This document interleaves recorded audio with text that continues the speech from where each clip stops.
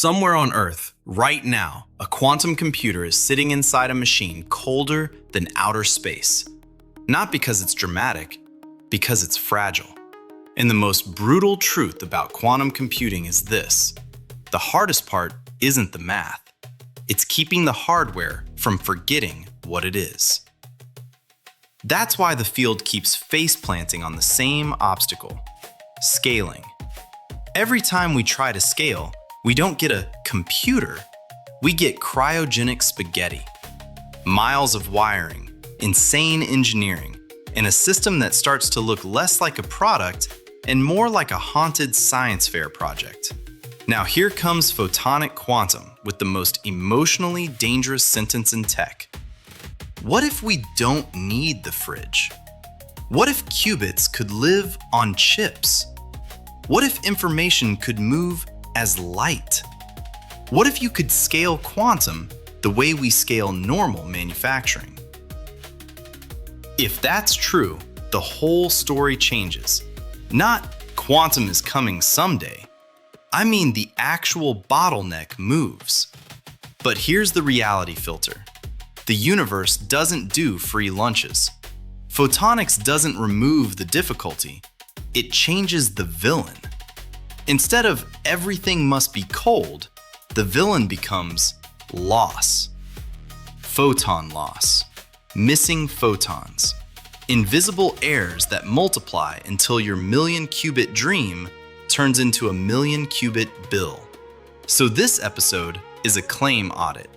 Photonic quantum chips promise a shortcut to scale by riding the silicon photonics and Foundry ecosystem.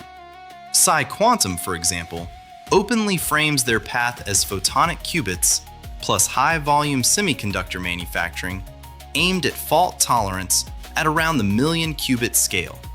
Cool. Now prove it. Because the only way we win this era is signal over hype.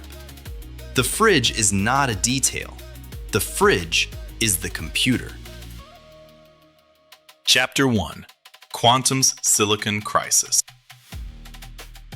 Let's define the real bottleneck in one breath. Quantum's problem is not more qubits. Quantum's problem is turning qubits into hardware you can manufacture, package, cool, control, and operate reliably. That's the silicon crisis framing, not silicon is dying. It's that quantum wants silicon-style scaling, but it keeps getting dragged back into bespoke lab rig reality. Think about what scaling means in practice. It means wiring density. It means timing stability. It means calibration overhead. It means yield. It means your system doesn't collapse because someone sneezed near the optics table. And that's exactly where many platforms hit the wall. Now look at what's happening in the non-quantum world. Silicon photonics is exploding because AI data centers are starving for bandwidth and energy efficiency. Big players are throwing real money at photonics because copper is hitting limits and light moves data better. This matters because it creates industrial gravity.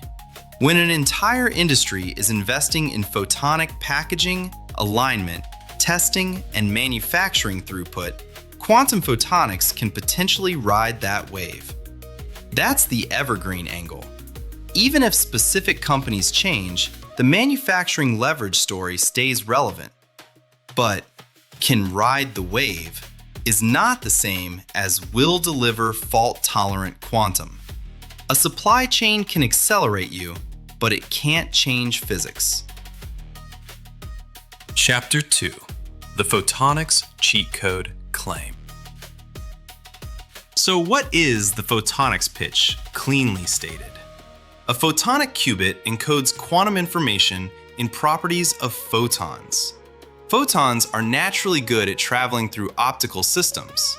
They're compatible with fiber, which is basically the world's nervous system already installed. And photonics can be modular in a way that's hard for some other platforms. Then there's integrated quantum photonics, which is the bigger bet. Put quantum light generation manipulation, and detection on chips, so scaling looks more like manufacturing and less like artisanal wizardry. A lot of photonic roadmaps lean into measurement-based quantum computing.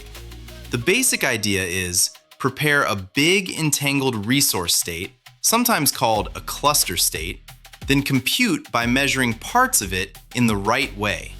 So instead of carefully applying gate after gate like you're diffusing a bomb, you build a giant scaffold and carve computation out of it by measurement. That's the dream. And this is why PsiQuantum's framing gets attention. They're not selling a delicate miracle in a lab. They're selling photonic qubits plus high-volume semiconductor manufacturing on the road to fault tolerance. That is a serious claim. But here's the skeptic lens, and it's the one that keeps you sane. Okay, show me the loss and the overhead. Because manufacturing leverage only matters if the physics layer is good enough.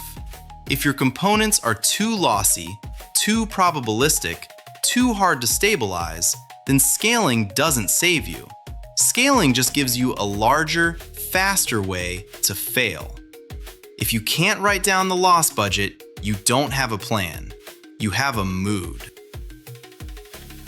Chapter 3: The Loss Tax and the Overhead Bill. Now we meet the real villain, photon loss. In photonics, loss is the tax you pay every time light touches reality. Sources aren't perfect. Waveguides have loss, couplers have loss, switches have loss, chip-to-fiber connections have loss, detectors miss photons. Each individual loss can look tiny. Then you multiply it across a huge architecture and realize you've built a machine that spends most of its life losing its own thoughts. And here's why that matters more in quantum than in normal networking. In classical systems, you can boost a signal, you can amplify, you can repeat. In quantum, you can't just copy the state and try again without paying a price. So loss doesn't merely reduce performance. Loss changes the economics of error correction. Error correction is the bridge to fault tolerance. It's how unreliable physical hardware becomes reliable logical computation. But that bridge has a toll. If physical performance is good enough, overhead stays manageable, and you climb into the fault-tolerant regime. If physical performance is not good enough, overhead explodes, and you never get there. This is why quantum advantage demos can be a trap. A demo can be real science and still not reduce the distance to a useful, fault-tolerant machine. Photonic systems have shown impressive narrow demonstrations.